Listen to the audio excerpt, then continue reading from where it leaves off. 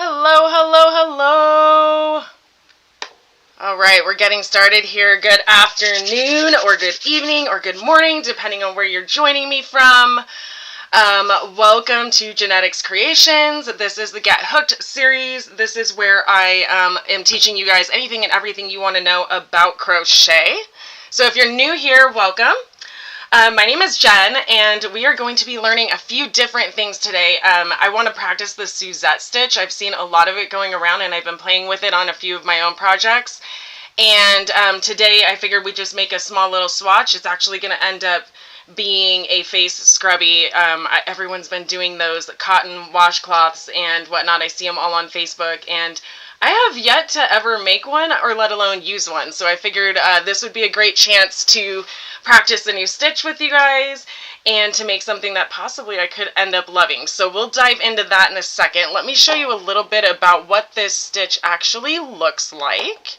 And if you guys are here, feel free to give me a little shout out in the chat. Let me know who's here and where you're calling from, where you're joining from. I'd love to see who I'm reaching out here and get to know you all. This is the Suzette Stitch. So let's start taking a closer look here. You can see really good on a lot of different colors. Some people like to break it up into stripes and whatnot, and so it will look very good with a color change. I think it's worth taking a look at some of these because sometimes you get a stitch and you don't know how the color change is going to happen until you get into it. So at least here you can see it looks very clean cut lines, a little bit of an overlap when it comes to the shift, but nothing too crazy. I love the close-up because if you'll notice, it almost creates that little floral-ish vibe going on. And so this one's a really good stitch. There are some stitches that when you create texture, they can get really bulky. Like the feather stitch, even though I love that stitch, it can be a little bit bulky, and I don't know if I would use it for all projects. Suzette Stitch stays pretty light. So even though I'm going to be doing something kind of like this where it creates a coaster or a face scrubby, something that you can use for whatever, I have used this stitch on, I've used it on a scarf, a cowl, because it still drapes very well. It still stays pretty loose. I've used it a lot on the top of beanies. So I'll show you a little bit of some projects that I have right here to my left. But at least you guys can get a good look. Someone used it here in a purse. I haven't messed with purses too much lately. It is a goal of my project list. I do have a plan to. Blankets, I would totally recommend this on a blanket. And the whole nine. Oh, here's one in a sweater. That would be really cute. But anyway, there's a close look up in the Suzette Stitch and what we're going to be working on today.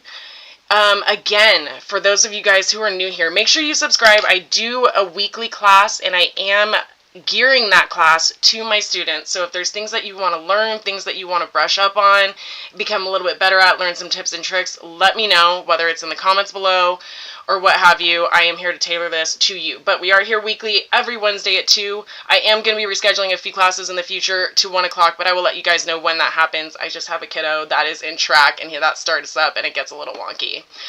But also, in the description below, you're going to want to check out this. This link is free. It is a free link. It is a crochet tool for beginners. And why I created it is because when you are learning crochet, there are a lot of terminology that we use that can start sounding like a separate language, and I don't want you guys to get overwhelmed. Just keep it simple. There is no reason to get overwhelmed with crochet, and the less overwhelming it is, the more likely you're going to stay with it. So if you are one that's like, I want to try a few patterns on my own, I want to branch out, this will help you. As you can see, you have BP, back post, BPDC, back post double crochet. Print this off, keep it at your side, so whenever you are out there practicing different things that you're learning, you can use this as your cheat sheet to get you through it, and you can get through those patterns a lot easier and not have to rely on a video or someone like me to break it down for you. I also have been really into PDF diagrams. A lot of people don't know this, but you can get one-page PDF diagrams or charts of crochet patterns. So if you're not someone who wants to read row 1, single crochet in next chain and in each chain across, and if you don't want to read through that and it gets lost in the words, these are basically maps of how you are crocheting a pattern. I see it a lot when it comes to granny squares. I see these diagrams a lot with shawls, triangles, a lot of geometrical patterns, partly because you're probably creating them with computer software and everything like that. But here is, again, another cheat sheet to help you with those symbols. Every time you see a plus sign, that's a symbol to make a single crochet. Every time you're seeing this symbol, that is a chain. You usually see these in 3 or 4 strings together, and it'll tell you what to do and where. So this is free to use, free to you. Download it, print it off. The link is in the description down below. And you also have this nice little QR code, so if you ever lose my information, that'll take you not only to my Etsy store, but also back to this YouTube channel, so you guys can all get hooked with me every week. All right, so we've gone through all the freebies to you. I am going to give you a closer look at the stitch that I have going on. Give me a second here to get this off the screen. All right. I like to use it a lot in beanies. Beanies have been something I have been making a lot of lately. I actually think I'm going to do a separate class walking you all through different options on how to do brims to these beanies, because they are just a huge hit. I think they make great gifts. If you're someone like me and you sell the items that you make, they are a great way to sell it. Use up scrap yarn. You can mix and match yarn from other projects to really help out. And do it from there. But this is the Suzette Stitch. So as you'll see, I did the brim, and how I make my beanies, just so you know, I know this isn't a beanie tutorial, but I start here, I work this way, and I work all the way around. Then I will join it, work a stitch going around in circle as a base stitch, and then I'll continue working rows either around or back and forth into the top. Then you gather it all and attach a pom. So I will break down other aspects and other elements of my beanies in future classes, because I do just, it's one of my favorite projects to make. If you don't want to wait, I do have one pattern. Oops, let me get back into the right screen. I have one pattern available on my Etsy shop. I will show you real quick. And again, the Etsy shop, that link is also in the description. And when it comes to that one, this beanie pattern, which is not the Suzette Stitch, but it does have the brim. So if you don't want to wait and you want to play around with it, this pattern is available on my Etsy shop. Again, the link below. Stick around till the end, because I will give you guys a discount code so you can save money on that towards the end of this video. So don't go anywhere. I will get you that discount code, and you guys can take advantage of that and start playing around with some more options. But for this purpose, we're going to be focusing on just the Suzette Stitch. And I do have it in a few other colors. So, I mean, not that color was huge, but it helps to kind of see how the stitch changes depending on what you're working with. So again, I like to contrast different colors and bring them together. You guys can obviously do whatever it is that your heart desires. This is a variegated yarn. So this is kind of like a camouflage yarn, and then I'm not going to lie, I ran out, and so I just did like a nice little contrast with some black and then worked that in. But that's how it will work or look with a color changing style yarn. And even though this is a little more of a masculine color with this texture, I think it looks really, really awesome. I just love that it's a subtle enough texture to create some eye-catching fun, but it's not too crazy that you alienate customers. If you have like a clientele or someone you're making it for that wants something more simple, it's kind of a good mix. So let's start diving in and making it. Before I do that, I just want to show you guys my nails that I just did. Again, I do Color Street to keep my hands camera ready. So if you guys haven't heard of Color Street, it's dry nail polish. And it's so awesome because literally I am at the computer all morning and I'm just sitting there and I'm rubbing them on, and then I'll put the next one on and do that, file the ends, take off the excess, and I have nails that are ready to go. There's no dry time. And so this one is actually like 3. I did the teal, which is a mint sprint.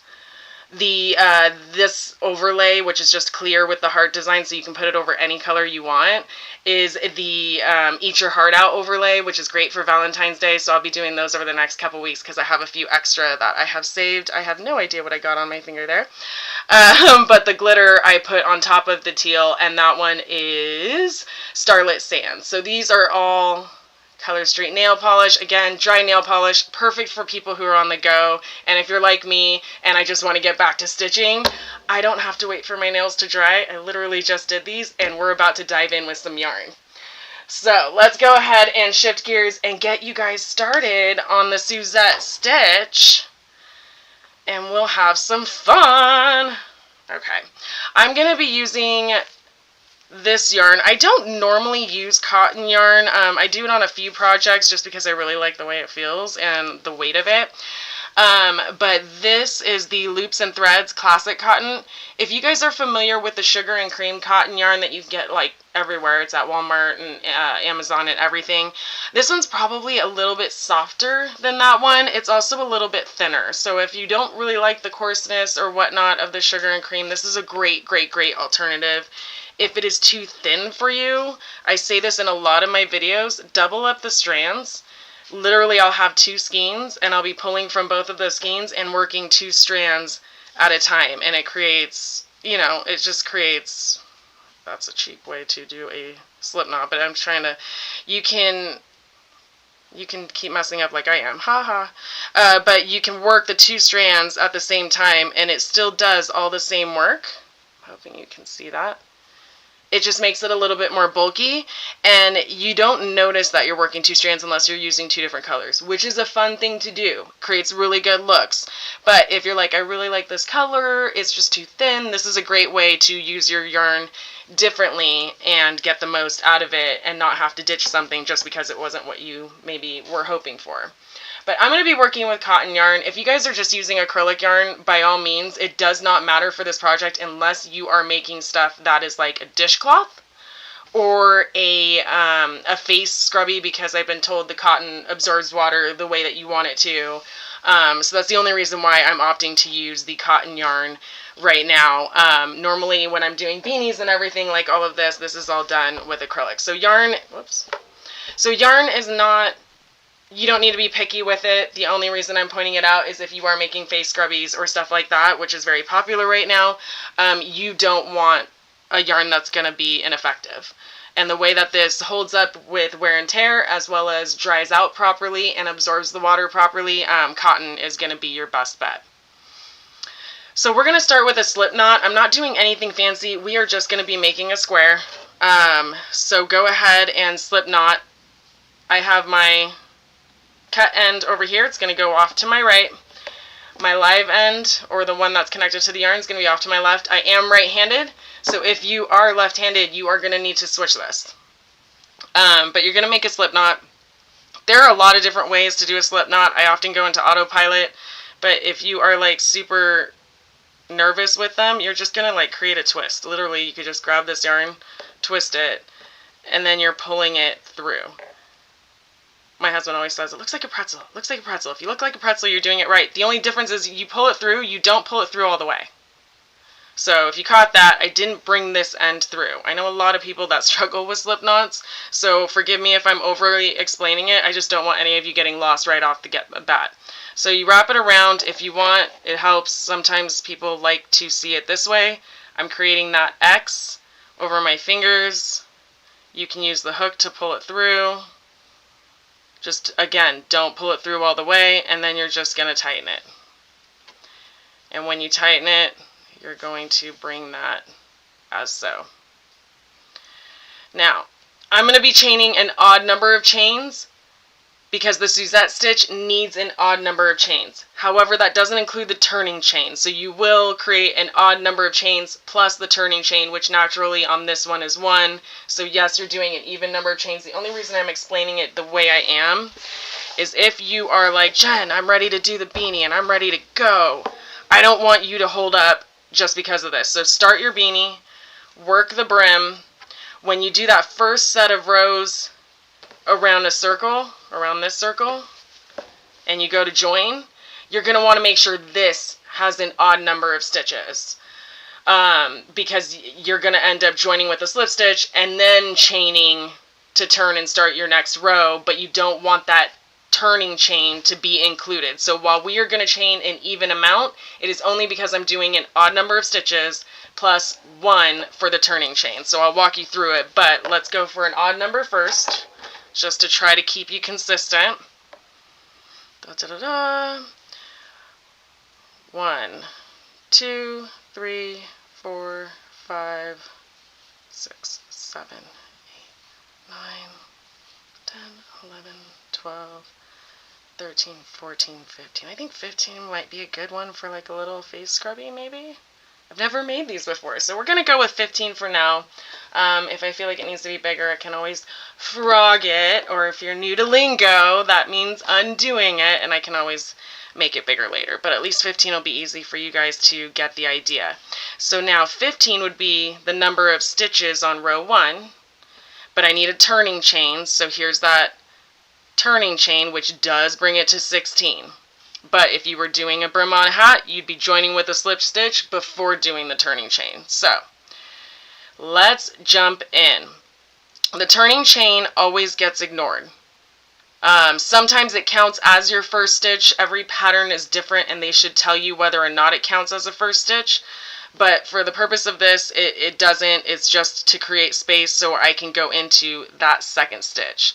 So, let me bring this a little bit closer, because depending on the size of the screen that you guys are following me along with, that might be a little difficult to see. Alright, so we've chained, and we're going to go into the second chain from our hook. So right in to that second chain. And we're going to do a single crochet. If you've never done a single crochet before and you are freaking out right now, great news. I have a tutorial down below. Go ahead and go into the description, and I have one where I walk through single crochet super thoroughly. In fact, I show you different ways to use it, and we go through it super slow. But I will try to go slow here. So if you're here and you don't know it, don't panic. We can do it together. You've already inserted that hook into that second chain. You're going to yarn over and pull up 1 loop. Yarn over, pull up 2 loops. Okay? Nothing too crazy. Now we're going to work a double crochet. What are you making? Hi, Miss Tori. I am making just a square. This is going to be the Suzette Stitch. This is going to be a face scrubby is what I'm going to make it as, but I have a funny feeling I'm making it a little bit small just for the sake of this tutorial. So I am using cotton yarn just in case it's the size I want, but we're going to be doing that Suzette Stitch. So single crochet in that stitch, and then we're going to go into a half double crochet into that same stitch. Again, link for a half double crochet also in the description if you're new to this. Otherwise, just follow along. To do a double crochet, yarn over, insert the hook. Like I said, we're going into the same stitch as before. So if you guys can see that, going into that same stitch. I don't know why that's a little bit blurry, so we're going to back it up a little and hope that that makes a little bit better. All right, yarn over, pull up 1. This is a double crochet, so yarn over, pull up 2 loops, and then yarn over and pull up 2 more loops. So we did a single crochet and a double crochet into that same stitch. We're going to do the same thing across, but you're skipping every other stitch. So skip that stitch, and we're going to go into this stitch. Again, single crochet, and then double crochet. Yarn over, insert the hook in the same stitch, pull up 1, pull up 2, pull up 3. And we're going to keep going across. So skip that stitch, into the next one, single crochet. Yarn over, into the same stitch, finish that double crochet. I'm going to pick up pace a little bit. I know you're not seeing the texture yet. You will in the next row or 2 start seeing the beautiful texture of the Suzette Stitch. So skip 1 stitch, go into that next one, pull up 1, pull up 2, yarn over, go back into the same stitch, pull up 1, 2, and 2. Skip a stitch,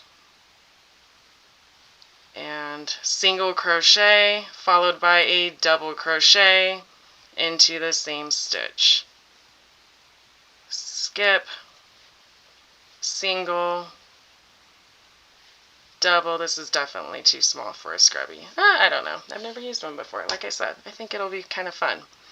I'll have to let you guys know if it's the best thing ever, because it will then replace all of my washcloths. I know it. I hear a lot of good things from people who use the 100% cotton, but then again, my towels are 100% cotton, so I don't know. This is just me rambling at this point because you need filler. Okay, we're at that last one.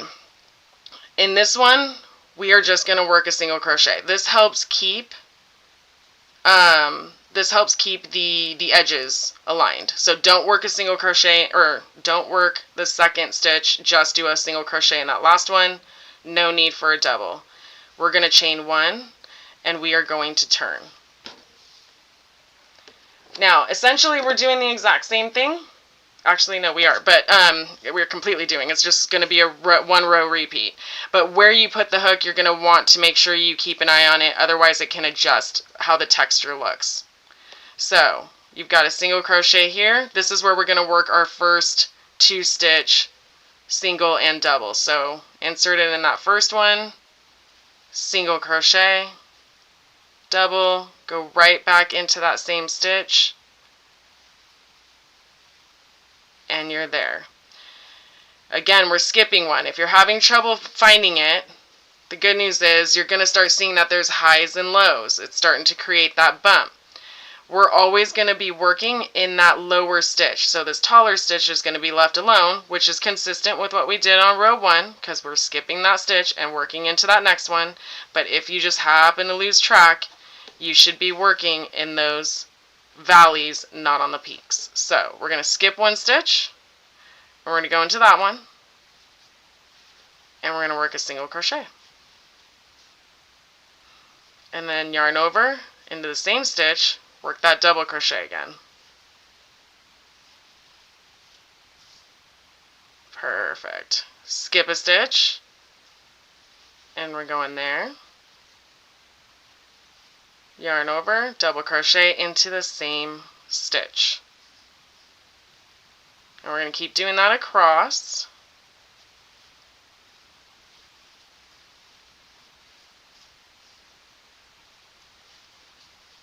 Single, double, skip. Single, double, skip.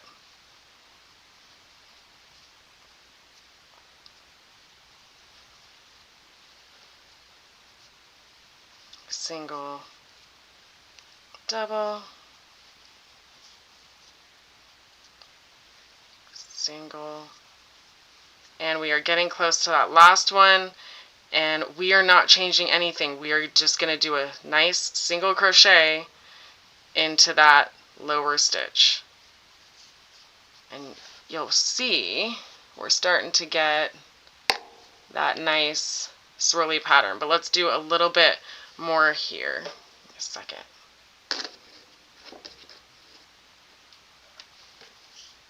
All right.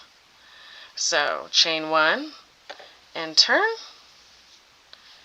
and we're going to keep going. So again, this is a turning chain, so you ignore it, and into this, and you can see, like, if you're having trouble, start, like I said, I hate counting, so really start trying to look at what these stitches look like.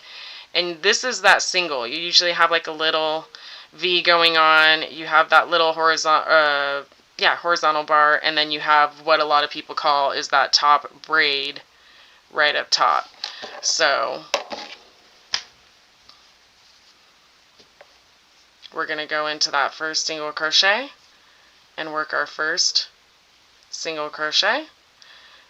Work another double into the same stitch. Skip 1, going back in here. So again, we're always landing on those shorter stitches. Go back in here.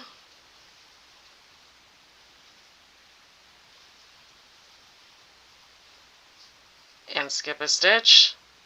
Go in there. Single, double,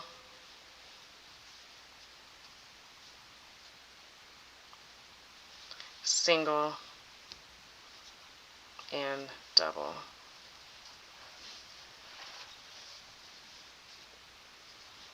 Single,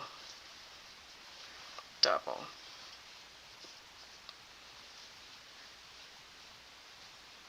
And every time you get to this last one, you're just going to put a single crochet. You're still skipping one. I may not have vocalized that. So as you can see, I'm still skipping that one. We're going into that last one. and single crochet. So now you're starting to see that texture come through. And this is where you can really start having some fun. So chain one, turn, we'll do one more row together, and then I think you guys kind of have it, and I'll show you how I do it with the beanies. I don't have a brim started, but so you'll pop that in there, single,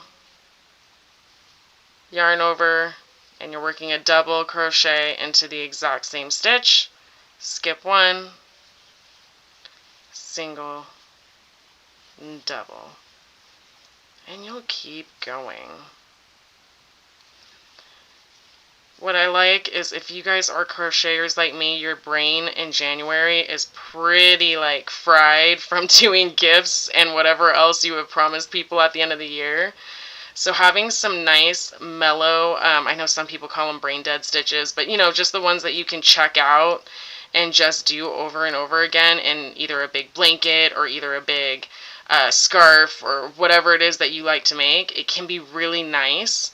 And what's great about this one is it's just enough where you can check out, but it's also, it's different. It's not your basic single crochet every row or every stitch every row. It's not your basic double crochet. You get texture. And I know you should be seeing it. These are those clusters right here that you were seeing in the images that I had. So this is the Suzette Stitch.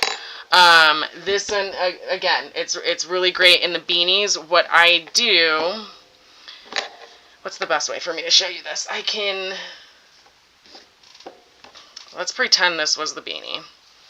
So if I were working in a circle, this is where once I got to that last stitch, all you would have to do is, if this was a beanie, is join with a slip stitch and then make your turning chain, which is our chain one, and then you would turn, and you can flip it inside out if you're working a beanie and that makes it easier, or you can just know that you're working this direction. You just want to make sure that you are still turning your work or it won't create the same texture. So make sure you turn it, and then you would just start going into this first stitch with the single and the double. And as you can see, whoops, technically there's a half double crochet version as well. But as you can see, this is on that lower first single crochet stitch, and then you'd be skipping this one and going back into this one. So if this were a beanie, this is how you would do it.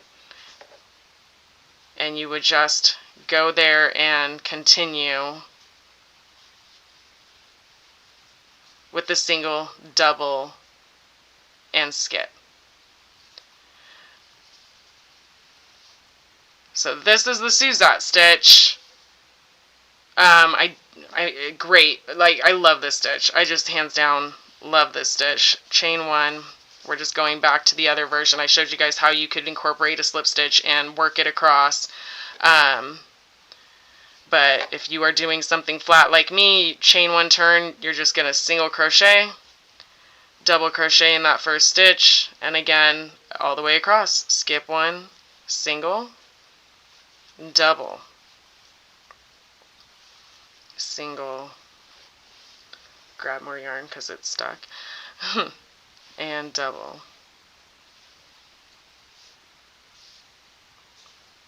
So, if you are still with me, I'm going to do this real quick in a lighter color in hopes that this will help visually. But I'm going to pretend that we are making a beanie. And let's just say, because if you guys are putting together projects at home, I want you to be able to take this and use this. You've made your brim. You have joined your brim. So now let's say that first row, and we're going to do this first gray row across the edge. You're just going to do a basic stitch around. For this, I'm just going to do foundation half double crochets just to show you guys how it would connect to those base stitches, and all it is a simple stitch chain, but this yarn might be easier to see through the camera. So I'll work a couple half double foundation half double crochets. I just chain 2. I always go into the second stitch right there, so let me make sure that you can see. And we've chained 2, skip 1, go into that one, but I'm doing half double crochets, so yarn over first. And since this is a foundation stitch, you've got to chain 1 here before finishing that half double crochet. So yarn over, insert hook on the bottom, pull up, chain 1, yarn over, and go through all 3. And forgive me, if my dog barks, I hear someone in the driveway, and she is a human alarm clock, or a doorbell, I should say. But if you are doing that first row on the beanie, I usually do it in half double crochets, but you could do a row of single crochets as your base row. And when I'm talking about that base row, again, that's just the first row after the brim. So if you were working on the side of these stitches, because this was done this way, and then it was joined here, and then you went around in a half double crochet. So if you are doing that, this is going to be your base row. Just going to do a couple more. Again, you would want this to be an odd number of stitches, so I have not been counting. 1, 2, 3, 4, 5, 6, 7, 8, and 9. I'm going to go ahead and do a little bit more just to give us some room so you can see how you would do this in a beanie. 10, 11, 12, and let's just do 13. I know this is going to be really, really tight, but I just need you guys to see this. So, pretend this is the beanie. In order to join them, that is a little bit trickier. I kind of make it up, so give me a second. I will slip stitch to the beginning, and the way I do that is I go into that top one right here, and I pull through all those loops. But if you don't do anything else, you're going to end up with that flare. So there might be a better way out there. This is how I've always done it. But to close that, I kind of use the Tunisian crochet technique. So I'll go into the bottom, and I'll grab the bottom where I would create the chain, and I'll grab that section of the first start, and I'll slip stitch there, and then chain 1, chain, or slip stitch, slip stitch. So that would be how I would do that part. But now we're going into the Suzette. So if you are putting this into a beanie, we have just created that first row of half double crochets. That's usually what I put on the side of this brim stitch, which I will cover this in another class. I might do it in the next class. I think a lot of people would really like to know different ways to create a brim on a beanie. So if that is you, let me know in the comments if that's what you're requesting for the next class. I could also do a headband. I don't entirely know, but I like to cater it to what you guys are looking for. So if you are looking to make these beanies, I can cover this as well as a few other brim options in the next class. But on the side, I usually do half double crochets. And then that's what sets the stage for me to start switching to the Suzette stitch. So if this is what you are trying to create, then again, we have now done all of our slip stitches. We need to chain 1 for space. And then I'm going to be going into that first stitch. And we're going to be starting with that single crochet. And then same thing as we were doing before, yarn over, double crochet into the same stitch. Skip that stitch. Boom. Single crochet, yarn over, and double crochet.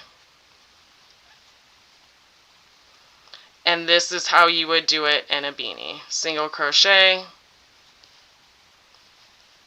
and double crochet, skip a stitch, we're skipping that one, single crochet, and double crochet.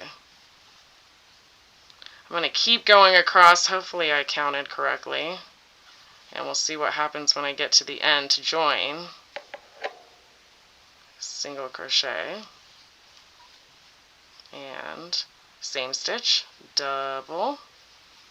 Hopefully this color is a little easy for you guys to see on the cameras. And then, yay, we landed right. So we would skip that stitch, and we're going to single crochet into the last one. I am still going to slip stitch to the beginning to join, because remember, we're pretending that this is a itsy bitsy tiny beanie. Hold on, I'm going into the wrong stitch. Double, single. So slip stitch to the first stitch to create a circle. And then again, chain one, turn. To turn on a beanie, I always flip it inside out, just makes it easier to work with. And then if you are making a beanie, it's easy for you to kind of see. Now your slip stitch can often create a spot that you want to go into if you are not careful, and I've done this so many times. If you go into that slip stitch, you are going to inadvertently add a stitch to your project. So if you are worried, work backwards. Remember, we are always working in the shorter stitches. So if you look at this, this is a short stitch, this is a long stitch, because you can see it's taller, and this one's lower. This one's that shorter one, this is the longer one. And we know it's short, long, so you can see short here.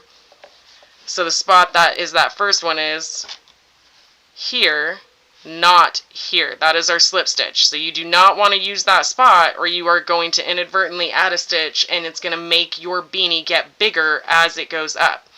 So go into the second section, which is that first lower stitch, to begin your next row. You didn't do anything wrong, it's just because you do that slip stitch to join, and it creates an extra stitch if you're not careful. And then you're just going to resume. Single crochet, double crochet, skip one. Single crochet,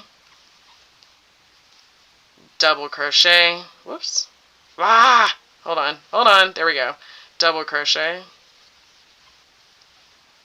skip one, single, and double, and skip one. So this is how you would use this stitch if you were making a beanie. Otherwise, you guys are doing back and forth here if you're doing a scarf or a blanket or a scrubby, anything that's going to end up being square, rectangle, flat piece of work. So we'll continue here just so I can just walk you through how to join again. Single, double,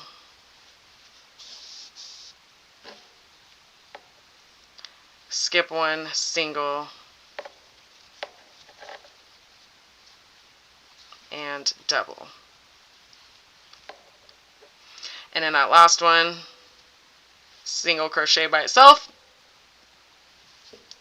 Excuse me while I undo that, because I totally missed that.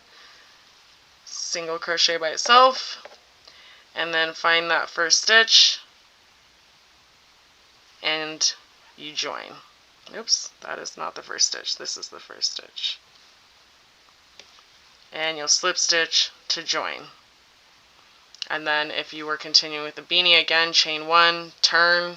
In this case, if it was a beanie, you would flip it inside out. If you don't turn, you will not get the texture of the Suzette stitch. Look for that short stitch. Where's my fancy pointer? Look for that short stitch, long stitch, short stitch. So this is my slip stitch. Do not stitch in there. Stitch in that first single crochet. And you'll start the Suzette stitch again. Single, double,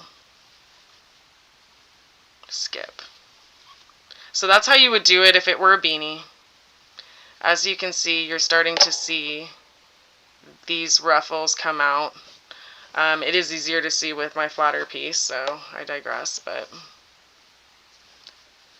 as you can see, this is so pretty. I think I need to use this stitch. Oh, stitch marker?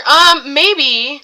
But it's easy to, a stitch marker is great. I just am terrible at using them because I am ridiculous and I don't like closing them all and then they fall out. So it's really my own reason I don't use a stitch marker. If you are better disciplined than me, please do. But otherwise, get to know how stitches look. And that's my addiction because I hate counting. So anytime I have something that requires me to count, I will count the first few times that I do that pattern. But then what happens is I start memorizing what it looks like. And I can tell that's a single crochet. I can tell that's a double crochet. And I can see if I just reverse it where I need to go. That's just what works for me. But otherwise, please, stitch markers, they're a godsend, especially if you're counting. And I will give you a little tip. If you are doing a big blanket, and blankets are notorious for needing to chain 300 to start your project or whatever, I like to insert my stitch marker, and forgive me. You're going to laugh when you see what I use as a stitch marker because it's not a stitch marker, or at least I don't think it is. It's these big safety pin looking things. And what I do is I will work 10 stitches because I can usually count to 10 without messing up. And then I will just loop this into that 10th stitch and let it hang over. And then I will work 10 more stitches.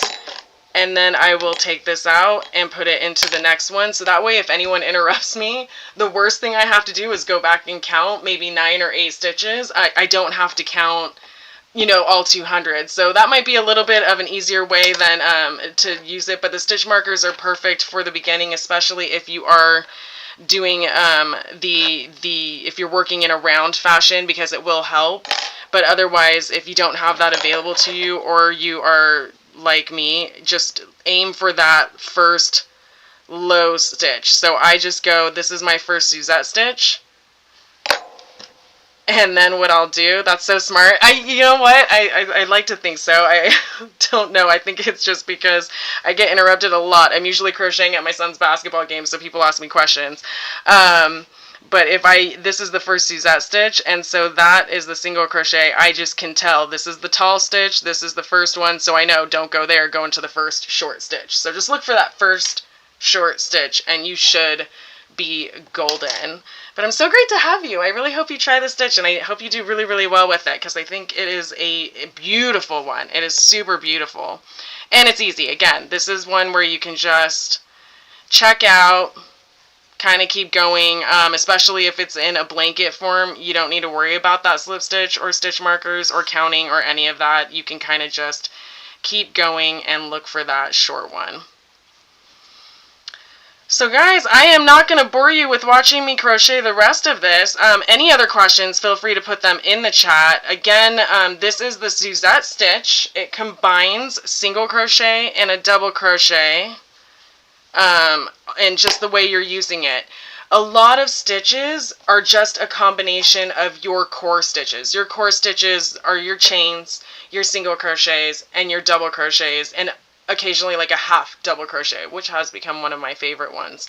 But once you master those, it's all about how you're combining them. Yes, there's a few other stitches where, you know, like your puff stitches, and those have a totally different methodology, but the rest of them are just how you're combining them. Again, this is just single, double, skip, single, double, skip, single, double, skip. So once you have those core stitches, the rest is just how do you put it together in a different way to create a different look. And I'm going to give you again this close-up here of what this stitch looks like as you keep working it, so you guys can take a look. And this is what that stitch looks like. And it's gorgeous. It's great for baby blankets because it has just enough texture. It works with a lot of different yarns. I have seen it done with some bulkier yarns. I haven't personally done that, but like if you are one of those that really loves your Bernat, I don't know if it would work with the fuzzy Chanel fish, the Chanel finishy ones, like the super plush ones. I don't know if it would be a good fit with that yarn. I haven't tried it, but the bulky yarns in general that are a little bit more put together and not as squishy, they absolutely would. I've seen a few people do it on Pinterest, and it looks absolutely stunning.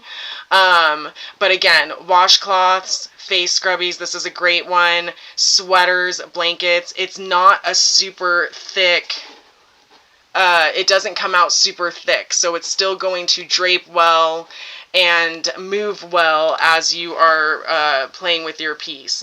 The only reason why, well, no, you see, these all, they have a lot of give. They're not super bulky, so even though it's texture and it has a lot, it's still pretty forgiving. It's good, so if you are like wanting that slouchy finish and not like a super like rigid piece, this one's still good. I know a lot of stitches that incorporate texture, often what happens is you get like a real rigid piece, especially if you're using too small of a hook. This one doesn't tend to do that much, so it's a great versatile texture stitch.